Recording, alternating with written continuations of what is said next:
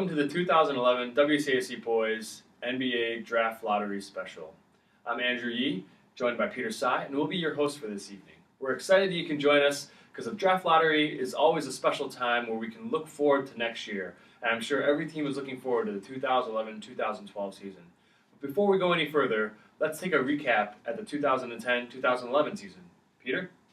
Well, this year's finals was a matchup of two tankers from the previous year. John 2 was the heavy favorite to win it all. However, Alfred was able to pull off a stunning upset. Yeah, definitely surprising to say the least.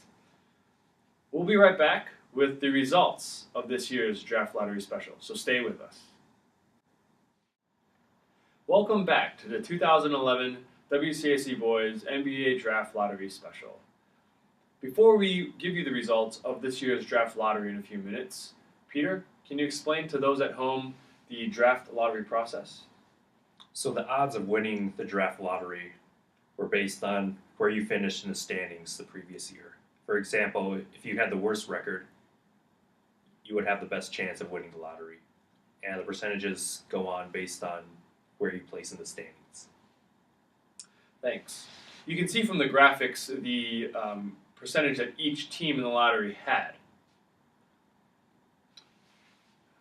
Without further ado, we'd like to announce the results of this year's draft lottery. With the first overall pick in the 2011 WCAC Boyz Fantasy Draft, the Noobs, with a 23% chance, have taken the first pick.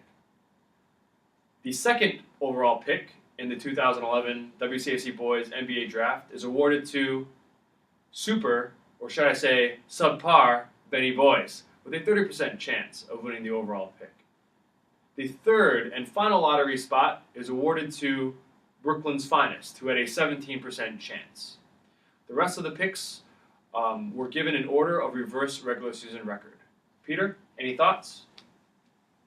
Well, those teams obviously did not do well this past year. However, being in the lottery and getting one of those top picks does offer some hope for the next season. Thanks. Well, we'll be right back to wrap things up and take a quick preview to the 2011-2012 season, so stay with us.